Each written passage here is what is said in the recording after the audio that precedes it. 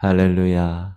오늘도 로마서 13장 계속해서 주님의 음성을 듣기를 축복합니다. 오늘 로마서 10장, 13장 말씀은 권세자의 의무가 아니라 권세자에 대한 의무인데, 성도는 세상으로부터 불러내서 하나님께서 거룩하게 이끄신 무리를 성도라고 합니다. 맞죠? 거룩한 무리예요. 세상에 속한 존재가 아닙니다. 읽어볼까요? 내가 아버지의 말씀을 그들에게 주었사오매 세상이 그들을 미워하였사오니 이는 내가 세상에 속하지 아니함 같이 그들도 세상에 속하지 아니함으로 인함이니이다. 분명 예수 그리스도께서 세상에 속하지 않은 것처럼 우리도 세상에 속한 존재가 아니다. 물론 세상에서 살아가지만 우리는 이 땅에 속한 자가 아니요 하늘에 속한 자로 살아가는 그런 백성들입니다. 우리가 수요일날 이제 어제부터 요한복음을 공부하는데, 이 요한복음을 보면 하나님이 우리에게 예수 그리스도 그분이 어떤 분이라는 것을 정확하게 말씀하고 계신 거예요. 그분이 세상에 속하지 않은 것처럼 우리도 세상에 속하지 않았다. 한국, 대한민국, 인천 땅에 살지만, 이 땅에 속하지만 하늘에 속한 자로 살아가는 겁니다. 그러면 우리가 세상에 속한 자는 아니지만 여전히 이 땅에 살아가는 존재로 대한민국, 이 국가에 대한 책임도 갖고 있는 존재다. 우리는 하늘나라 시민권을 가져서 하늘나라에 속한 하늘나라의 국민이지만 대한민국에 속한 대한민국 국민으로서도 살아갑니다. 그러므로 영적인 하나님의 특권을 우리가 누리며 살아감과 동시에 이 땅에서 대한민국 백성으로 살아가는 특권도 권리도 의무도 감당하는 것이 하나님 자녀의 몫이다. 그렇게 성경은 이야기합니다. 요셉을 보세요. 다니엘을 보세요. 그들은 이방 나라 애굽과 이방 나라 바벨론에 있었지만, 그러나 그 이방 정부에 몸담고 있었던 그의 모습이었지만 그들의 영적 영향력은 그 이방 땅을 변화시킨 거예요. 여러분은 이 땅에 속해서 살아가기 때문에 하늘에 속한 자로 이 땅을 변혁시킬 수 있는 사람이어야 됩니다. 그게 참된 성도예요. 그 사람이 하나님의 영에 감동된, 성령께서 그렇게 헌신된 사람을 통해서 하게 하시는 거예요. 그러므로 교회에 그냥 다니는 것으로 끝나는 것이 아닙니다. 교회에 수많은 사람이 옵니다. 그러나 그 사람이 진정 하나님의 거룩한 제자이고 백성인 것은 모르는 일입니다. 목사도 몰라요. 하나님 심판대 앞에 섰을 때나 그때 판결됩니다. 그러므로 우리는 겸허하게 우리의 삶을, 주님이 허락하신 이 삶을 성령을 통하여서 살아내게끔, 로마서 8장에서 생명의 성령의 법으로 하나님 자리를 옮겨주셨으니 이제 내가 이 세상 사는 것은 내가 사는 게 아니에요. 내 능력으로, 내 생각으로 공부 열심히 했다고 성경 많이 안다고? 아니요. 성령께서 이끄시는 대로 내가 성령께 양도하고 내 삶을 성령께 맡길 때, 이길 때, 그럴 때 우리는 살아갈 수 있다. 죄의 죽은 존재로, 율법의 자유케 된 존재로. 그래서 우리가 로마서에서 그걸 다 배웠어요. 오늘 13장은 우리가 거듭난 진정한 성도라면 인간 정부, 국가에 대해서도 순종해야 한다. 그 네 가지 이유를 말씀하고 있습니다. 첫 번째는 1절에서 4절까지 진노하심 때문이라고 이야기합니다. 자, 이 세상을 지배하는 지금 우리나라 대통령은 윤석열 씨입니다. 국민이 그들을 선택했고 그리고 그분이 대통령이 되었습니다. 여러분, 이 세상에 돌아가는 모든 세상 것들은 다, 세상의 모든 수레바퀴는 하나님이 관여하고 계십니다. 참새가 한 아사레온에 팔리는 것도 주님이 허락하지 않으면 팔릴 수 없습니다. 하물며 세상의 지도자들, 대통령, 이런 리더십을 세우는 데 있어서 하나님이 관여 안 하시는 것은 말도 되지 않습니다. 그러므로 그리스도인이 아니라고 해도 하나님이 세우신 높은 권력자들이기 때문에, 정부의 치리자들이기 때문에 우리는 그들에게 순종해야 되는 것이 마땅하다라고 성경은 우리에게 이야기합니다. 사도 바울 당시 복음이 예루살렘과 온 유대와 사마리아 땅끝까지 퍼지고 있었을 때, 당시 그 도시의 재무관리, 지금으로 얘기하면 재무부 장관 되겠죠. 에라스도라는 사람 있죠. 그리고 당시 네로 황실의 관리자였던 사람들, 이런 사람들도 복음의 빛이 비춰져서 변화되어서 그리스도인으로 살아갔기 때문에, 한번 읽어볼게요. 16장 23절. 나와 온 교회를 돌보아주는 가이오도 너에게 문안하고, 이 성의 재무관 에라스도와 형제 구아도도 너에게 문안하느니라. 빌립보서 4장 22절. 모든 성도들이 너에게 문안하되 특히 가이사야 집 사람들 중 몇이니라. 이 성의 재무관, 공무원이죠. 가이사의 집 사람들, 이 가이사는 시저를 얘기합니다. 가이사, 시저, 황제라는 뜻이에요. 대통령이라는 뜻이에요. 바로라는 뜻이에요. 여러분, 바로나 대통령이나 가이사나 다 직위의 이름입니다. 직위. 이름은 윤석열이죠. 바로도 이름은 따로 있고 가이사도 이름은 따로 있어요. 근데 그 직위 이름을 우리는 이야기를 하고 있는데, 그런 로마 황실의 그 가이사의 친족이나 관리들도 궁중에 살면서 예수를 믿던 성도들이 있었다. 그러나 우리가 깨달아야 할 사실은 구원받지 못한 치리자들이 더 많다. 그렇죠? 예수 믿는 공무원들 그렇게 많지 않아요. 믿어도 나타내지 않아요. 007 신자들처럼 숨어 있어요. 불이익 당할까 봐. 예수 믿는 것 때문에. 그건 올바르지 않습니다. 우리가 깨달아야 할 사실은 그렇게 구원받지 못한 정부의 관리들조차까지도 하나님의 사역자이라는 거예요. 여러분 깨달으십시오. 하나님이 그들을 세웠기 때문에 그들이 하나님의 사역자라는 거예요. 왜? 모든 권세는 다 하나님이 정하신 것이기 때문에. 오늘 1절, 각 사람은 위에 있는 권세들에게 복종하라. 권세는 하나님으로부터 나지 않음이 없나니 모든 권세는 다 하나님께서 정하신 바라. 그러므로 권세를 거스르는 자는 하나님의 명을 거스름이니 거스르는 자들은 심판을 자취하리라. 분명히 말씀하고 있습니다. 그 사람들 비록 존경할 수 없어도, 여러분 정치인들 얼마나 그래요. 여러분 이런 말이 있어요. 식인종들 사회에서, 식인종 식당에서 제일 비싼 고기가 정치인 고기래요. 왜? 너무 더러워서 손질하기가 제일 힘들대. 그 정도로 정치인들이 그렇죠? 우리가 동의할 수 없는 경우가 많아요. 존경할 수 없어요. 그러나 하나님께서 정하신 직분은 존경해야 한다. 존중해야 한다. 물론 선한 사람들에게 있어서는 그 치리자들이 두려움의 대상이 되지 않죠. 왜? 내가 법대로 잘 사는데. 그러나 악한 사람이나 죄를 범한 사람들에게는 그 치리자들이 두려움의 대상이 됩니다.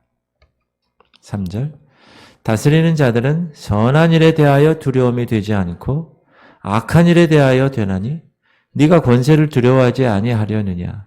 선을 행하라. 그래야면 그에게 칭찬을 받으리라. 따라서 어떤 사람이 진정한 성도의 모습으로 이 땅에 살아간다면, 이 국민으로 멋지게 살아간다면 나라의 치리자들 두려워할 필요가 없다. 경찰이 지나가면 무서워하는 사람이 있어요. 여러분 그럴 필요가 없어요. 경찰 지나가면 왜 지나오지? 그렇게 생각하면 되는 거예요. 두려워하는 사람은 죄를 짓고 있기 때문에 두려운 거예요. 목사님, 그러면 정부가 공식적으로 기독교를 반대하거나 예수님을 부정하면 어떻게 합니까? 그래도 순종하며 그들을 따라야 됩니까? 거기에 대한 성경적 원리를 제가 말씀드릴게요. 사도행전에서 시작. 베드로와 사도들이 대답하여 이르되 사람보다 하나님께 순종하는 것이 마땅하니라.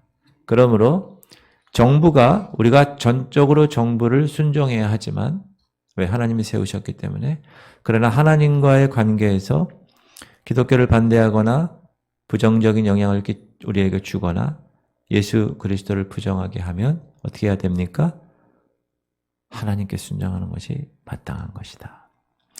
그리고 하나님은 창세기 9장 이후에 노아 홍수 이후에 다시 한번 세상을 재창조하시면서 노아에게 생육하고 번성하고 땅에 충만하라. 창세기 3장에서 2장에서 사람을 창조하시고 나서 하나님이 복을 허락하신 그 동일한 복을 노아의 후손들에게 주십니다. 그리고 피조물들이 그 노아와 그의 가족을 무서워하게끔 노아 가족에게 치리의 권세를 주십니다. 읽어볼게요. 시작. 하나님이 노아와 그 아들에게 복을 주시며 그들에게 이르시되 생육하고 번성하여 땅에 충만하라. 땅의 모든 짐승과 공중의 모든 새와 땅에 기는 모든 것과 바다의 모든 물고기가 너희를 두려워하며 너희를 무서워하리니 이것들은 너희의 손에 붙였습니다. 노아와 노아의 후손의 손에 하나님이 붙였다는 거예요.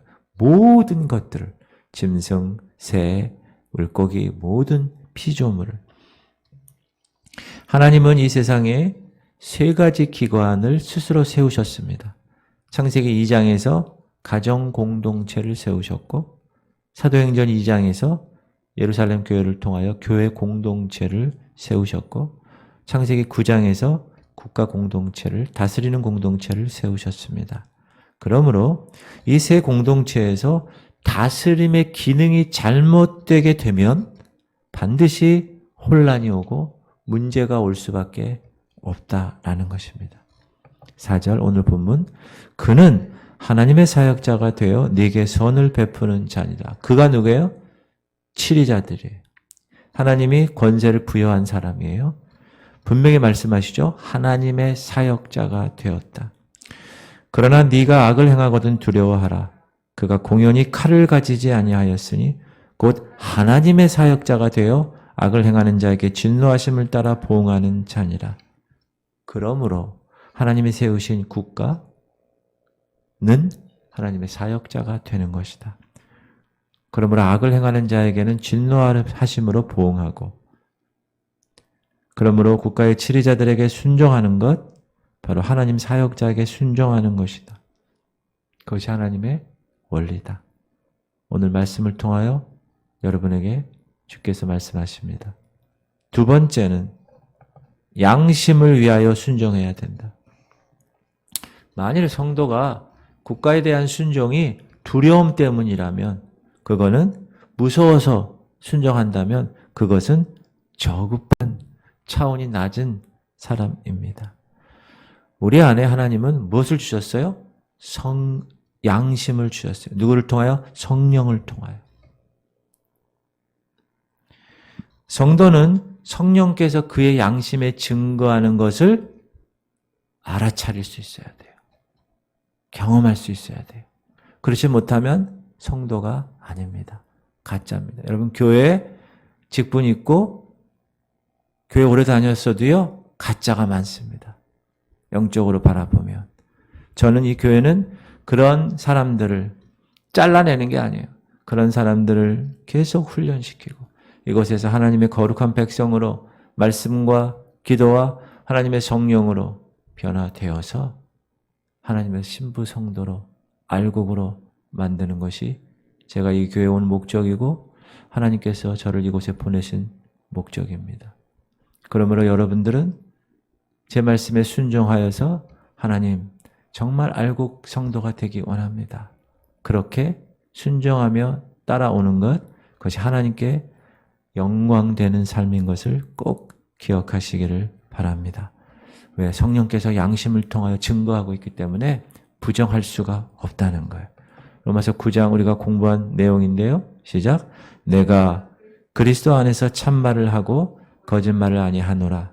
나에게 큰 근심이 있는 것과 마음에 그치지 않는 고통이 있는 것을 내 양심이 성령 안에서 나와 더불어 증언하노니. 이게 정상적인 성도예요.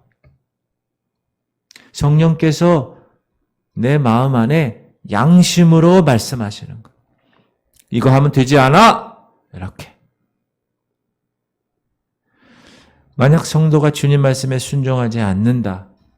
그러면 그 양심을 통하여 말씀하시는 성령으로 인한 것들을 거부하는 거예요. 5절. 그러므로 복종하지 아니할 수 없으니 진노 때문에 할 것이 아니라 양심을 따라 할 것이라. 우리는 수준 높은 백성들이에요. 두려워서 뭘 안 하는 게 아니야. 내 양심이 성령을 통하여 그렇게 하면 되지 않아? 이렇게. 매일 매시 새벽부터 저녁 침대에 누울 때까지 하나님이 말씀하시는 것. By the Holy Spirit, 성령을 통하여서. 그러므로 근데 여러분 어떤 사람은 선한 양심을 갖지 않고 악한 양심을 갖는 사람도 있어요. 교회에서 그런 게 변화돼야 되는 거예요. 그게 진정한 교회예요. 교회 10년, 20년 다녀도 변하지 않는 사람은 잘못 신앙생활 하는 거예요. 그 교회가 그렇게 가르치면 되지 않아요. 또 변화시킬 수 있는 능력이 있어야 돼요. 교회는, 목사는. 자, 디모데전서 1장 5절. 이 교훈의 목적은 청결한 마음과 선한 양심과 거짓이 없는 믿음에서 나오는 사랑이거늘. 그러므로 순종하는 성도는 선한 양심이 그 안에 있다라는 것입니다. 어떤 사람은 양심에 말씀하시는 성령의 증거를 무시합니다. 거절합니다. 부인합니다. 근데 그것이 한 번 있는 게 아니라 계속 반복됩니다. 더럽혀진 양심입니다. 화인 맞은 양심입니다. 굳어진 양심이에요. 화인이 뭐예요? 불도장이라는 거예요. 불도장.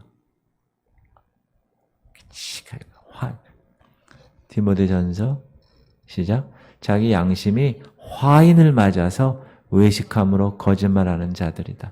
여러분, 지금 이 성경은요, 세상 사람에게 얘기하는 게 아니에요. 서신서에서 나오는 바울의 하나님에 대한 그 신실한 성도의 기준은요, 세상 사람에 대한 얘기한 게 아니에요. 교회에 이런 가짜들이 많이 있다는 거예요. 외식하는 분들이 얼마나 많은지 몰라요. 자기의 의의가 너무나 커서 자기의 의의 때문에 하나님의 의를 가리는 사람이 얼마나 많은지 몰라요. 목사의 눈에도 보이는데 하나님의 눈에 안 보일까요? 가리고 위선하는 사두개인과 바리새인은 얼마나 하나님이 독사의 자식이라고 얘기했는지 몰라요. 예수님이.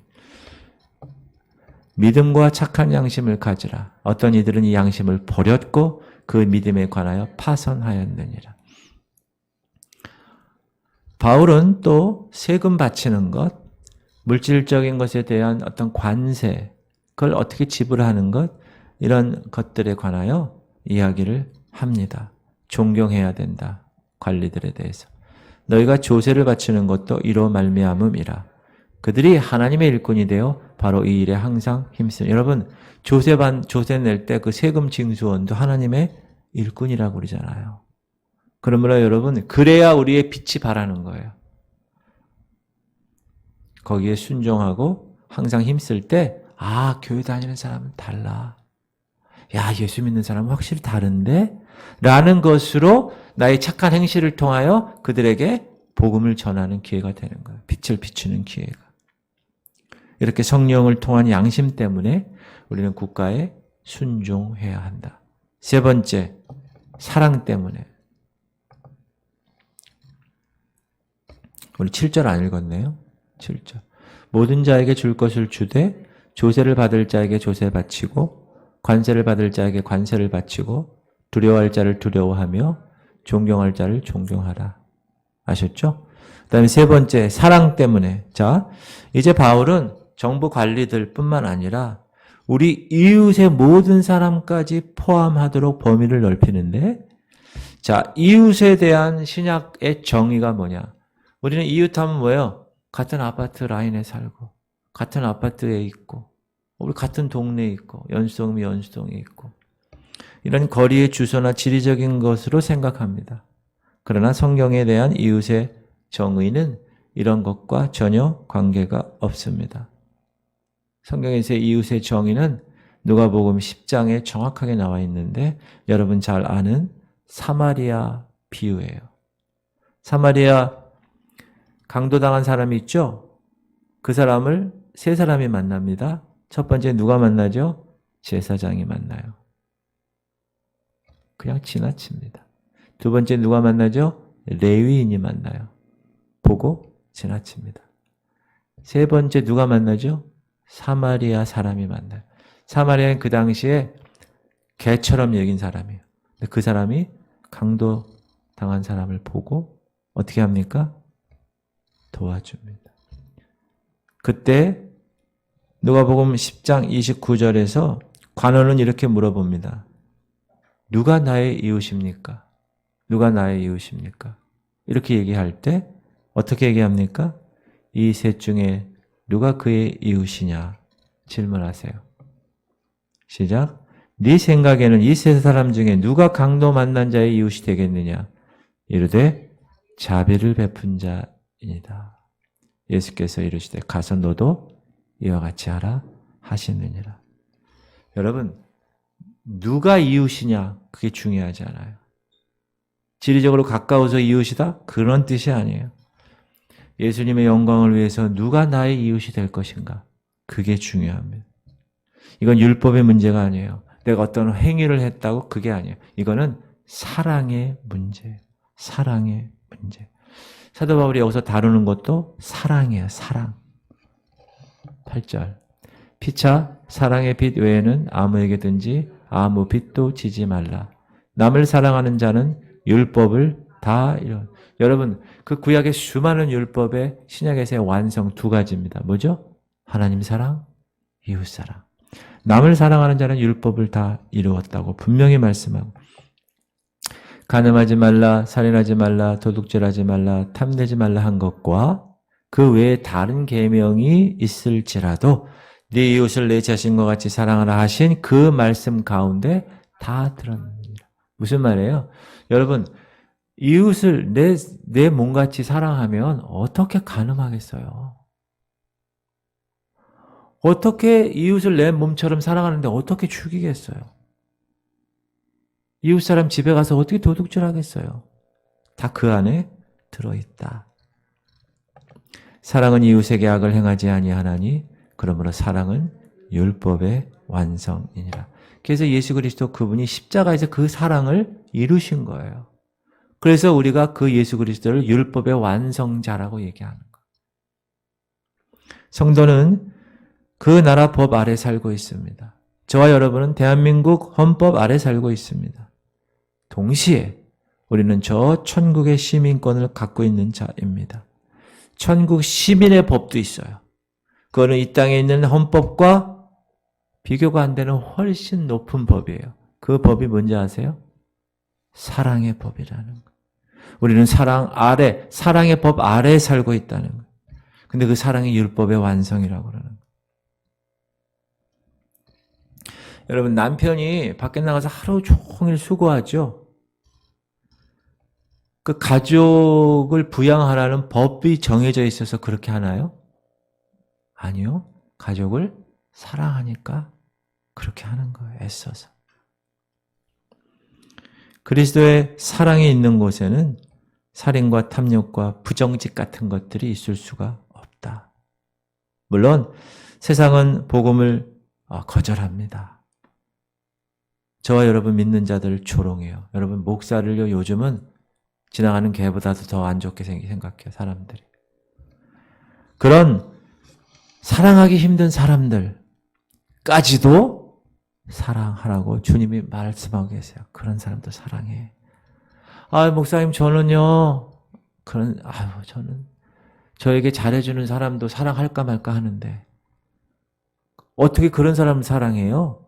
라고 얘기할 수 있죠. 그러나 성경은 뭐라 그래요? 그것이 가능하다. 로마서 5장 5절. 소망이 우리를 부끄럽게 하지 않음은 우리에게 주신 성령으로 말미암아 하나님의 사랑이 우리 마음에 부음받아였어요. 하나님의 사랑이 요만큼 떨어진 게 아니에요. 바켓으로 그냥 드럼통으로 부었다는 거예요. 우리 마음에. 뭐 때문에? 성령 때문에.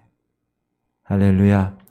이러한 사랑이 성령으로부터 왔기 때문에 우리는 그 사랑을, 주님이 말씀하신 그 사랑을 이룰 수 있다.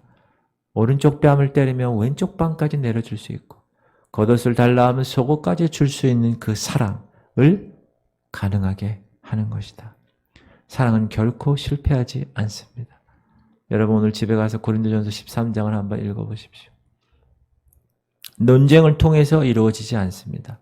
여러분 목회도 제가 짧게 해봤지만 말씀으로 변화되지 않습니다. 강단에서 설교 열심히 했어요. 최선을 다해서 준비하고 성령 충만함으로 성령이 말하게 하심을 따라 선포했어요. 근데 변하지 않아요. 제가 그걸 알아요. 물론 변하는 사람도 있겠죠. 대부분 그렇지 않습니다. 그 안에 성령께서 들어가서 하나님의 사랑으로 완전히 뒤집어질 때 변화돼요. 저는 그것을 감당하기 위한 도구로, 나발로밖에 쓰임받는 사람이 아니에요. 제가 여러분을 변화시킬 수 없어요. 그러므로 이 교회는 성령께서 운행하는 교회가 돼야 된다. 제 목회 3가지 말씀, 기도, 성령.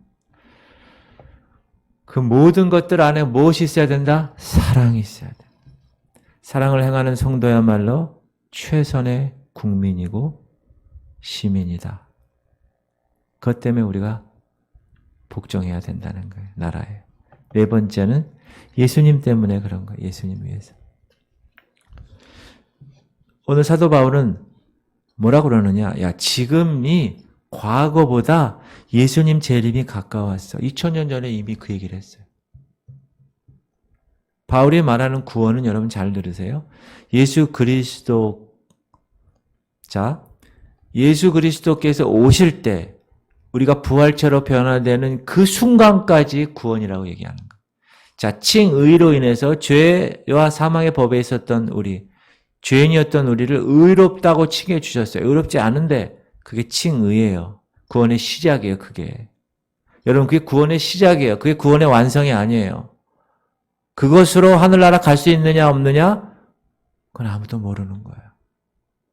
그런 칭의의 경험한 백성이 성화의 과정을 이 땅에서 하게끔 하나님이 허락하신 거예요. 그래서 말씀도 주시고 교회 공동체도 주시고 목사도 세우시고 그래서 합력하여서 그 공동체를 통해서 거룩을 이루어 나가는 거예요.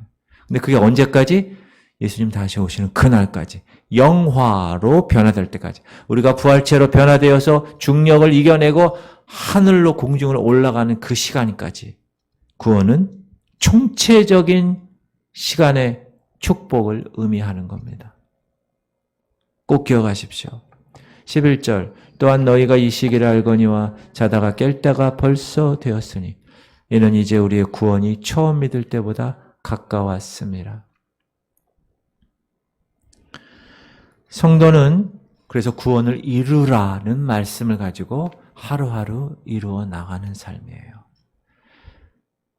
그리고 성도는 빛에 속한 존재이기 때문에 낮에 속한 존재로 살아가야 되는 거예요. 고린도후서 보면 어두운 데에 빛이 비치라 말씀하셨던 그 하나님께서 예수 그리스도의 얼굴에 있는 하나님의 영광을 아는 빛을 우리 마음에 비추셨느니라. 보세요. 예수 그리스도의 얼굴에 있는 하나님의 영광을 아는 빛, 그걸 비춰 주셔서 성도는 그 빛을 본 사람이에요. 성도는 그 빛을 경험한 사람이에요. 그러므로 그 경험한 사람이 이제 해야 할 일은 뭡니까? 그 빛의 사람으로 살아가는 거예요. 깨어 있는 거예요. 그 경험을 유지하는 거예요. 경계해야 되는 거예요. 시작. 밤이 깊고 낮이 가까웠으니 그러므로 우리가 어둠의 일을 벗고 빛의 갑옷을 입자. 더구나 예수님이 다시 오실 때, 여러분 예수님 다시 오실 때 우리 성도 중에 그 누구도 죄 가운데 있는 모습을 보여주고 싶은 사람은 아무도 없습니다. 화인 맞은 양심이 있는 사람 빼고는. 이제 낮이 가까웠다. 빛의 갑옷을 입어야 하는 시간이 됐어요. 여러분, 지금 말세는 세상에서 말세라고 얘기합니다. 주님 오실 날이 얼마 남지 않았어요. 그러므로 우리는 빛의 갑옷을 입고 살아야 한다. 사도 바울은 13절에 여러 죄들을 이야기합니다. 낮에와 같이 단정히 행하고 방탕하거나 술 취하지 말고 음란하거나 호색하지 말며 다투거나 시기하지 말고. 여러분, 지금 시대를 잘 보세요. 단정히 행하지 않아요. 방탕합니다. 술 취합니다. 얼마나 음란한지 아세요? 이제 여자 남자 음란한 걸 떠나서 남자 남자 여자 여자 동성애로 음란합니다. 호색합니다. 호색이 뭐죠? 계속 그것만 찾는 거예요. 그 음란한 것만. 인터넷에서 찾고 유튜브에서 찾고 애들 갖고 있는 그 스마트폰이 그런 도구가 됐다는 거예요. 다투죠. 얼마나 다툽니까? 얼마나 시기합니까? 이런 죄들은 사실 우리 성도들 가운데서는 이름도 꺼낼 수 없는 죄들이죠. 그럼에도 불구하고 오늘 이야기하는 것. 성도들에게 얘기하는 것. 세상 사람에게 얘기하는 게 아닙니다, 여러분. 여러분, 이 로마서는 누가 읽는 거예요? 로마 교회의 성도가 읽는 거예요. 세상 사람이 읽는 게 아닙니다. 분명히 기억하십시오. 여러분, 술 취하는 것은 많은 것들을 수반합니다. 부도덕을 수반하고요. 싸움을 수반하고요. 분열을 초래합니다. 대부분 다 술 취해서 그래요. 얼마나 많은 가정이 술 취함으로 인하여 파괴됩니까? 그러나 술 취함 대신에 우리 하나님 백성들은 성령에 취해야 합니다. 시작. 술 취하지 말라. 이는 방탕한 것이니 오직 성령으로 충만함을 받으라. 할렐루야. 오늘 본문 14절은 특별히 성도들의 두 가지 책임을 이야기합니다. 제가 아라비아 숫자로 썼는데요. 오직 주 예수 그리스도로 옷 입어라. 두 번째, 정욕을 위하여 육신의 일을 도모하지 말아라. 적극적으로 그리스도의 옷을 입어라. 여러분, 사람은 옷을 입고 사는 존재예요. 사람이 여러분 옷을 안 입으면 어떻게 됩니까? 법에 걸리게 돼 있어요. 나라에도. 그런데 성도는 예수 그리스도로 옷 입으라고 하십니다. 무슨 말일까요? 쉽게 얘기하면 예수님을 자기 생활의 일부로 여기라는 거예요. 내가 그리스도와 함께 십자가에 못 박혔나니 이제는 내가 사는 것이 아니요 내 안에 그리스도께서 사신 것이라. 육체 가운데 사는 게 아니에요, 이제. 그러면 내가 예수 그리스도의 향기를 뿜어내며 사는 거예요. 그러기 위해서 두 번째, 육신의 일을 도모하지 않는 거예요. 정욕을 위하여 살아가는 것이 아니에요.